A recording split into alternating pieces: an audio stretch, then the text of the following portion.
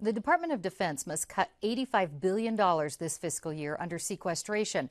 That works out to thousands of civilian, military, and defense workers being forced to take 1 day a week off without pay for the next 3 months, resulting in about a 20% cut in their pay.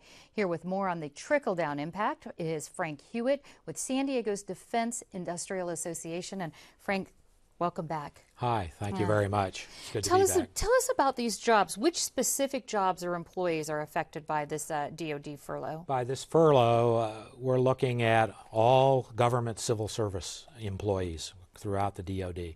So you have some numbers on that. I do. In California, that's 57. There are 57,000 of them. We're second, right behind Virginia, which has 72,000. And Texas follows us at 45,000. And so many of those 57,000 are here in Southern California, correct? Yes, they are. We're the single largest central point for defense work in California. Right. Let me ask you this, though. So you said all civilian employees. So to be clear, no uniformed military, no Navy per se if you're an enlisted person. However, how does this impact the contract work here in San Diego? Well, the contract work is separate, and there are a lot of contractors that have already laid off personnel, their indirect workforce, as opposed to a direct labor workforce under contract. If their contracts have been scoped down, then they've laid off some of those people also. So those layoffs have been taking place since the December 2012 timeframe, moving forward in anticipation of sequestration. Right, and 1 day a week may not sound like a whole lot to a lot of people, but we're talking about upwards of $1,000 a month cut from people's salaries. I hear people are trying to renegotiate car loans, home loans, things like that.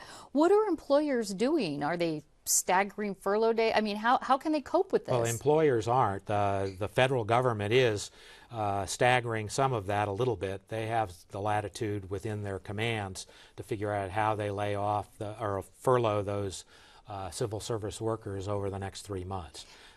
On the contractor side, those folks are laid off, so it isn't 1 day a week. They have no job. They're in the unemployment lines.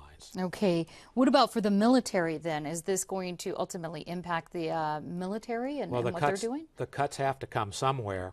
And when Admiral Vern Clark was here in San Diego last fall, he is a retired four-star, was the CNO, and he sat a panel at SDMAC on sequestration. Right. And one of the questions he was asked was, what does the defense budget have to look like moving forward in order to right-size the force?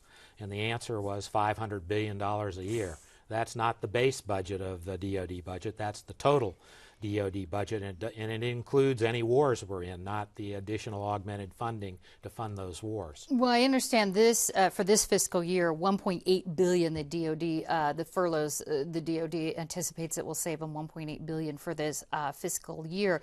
Will these furloughs be likely to continue the following 2014, not fiscal year? I would hope that the country is able to get sequestration under control, and we start to do this in a smart way. Presently, I call sequestration insanity. And so... Is there a max amount of days they can furlough? There are. The DoD can furlough its civil service workforce to a maximum of 22 days in any fiscal year. So we're at half of that for 2013. So the worst it could get, if furloughs were used, is 22 days. So it would be an entire fiscal year, a 12-month period, instead of a 3-month period, and it will only be double. So is there anything that can be done to prevent this next year besides this limitation by the federal government? Yes, we can do things smart. And Larry Farrell, who's the president of NDIA National Defense Industrial Association in Washington, in National Defense Magazine, has got an article that says if we did acquisition smartly in DoD, we could save 10% of the acquisition cost. That's a big number, and that could be applied to help reduce the budget and therefore save on some of these furlough days, maybe even keep them all from occurring by doing things smartly. we could continue to put a hiring freeze on civil servants and then allow normal attrition from the workforce, the civil service workforce, to be able to make up that deficit. Well, it's certainly having a far-reach effect by the way you explain it. Frank Hewitt, San Diego's National Defense Industrial Association, thanks so much for the update. Thank you very much. I really appreciate being on.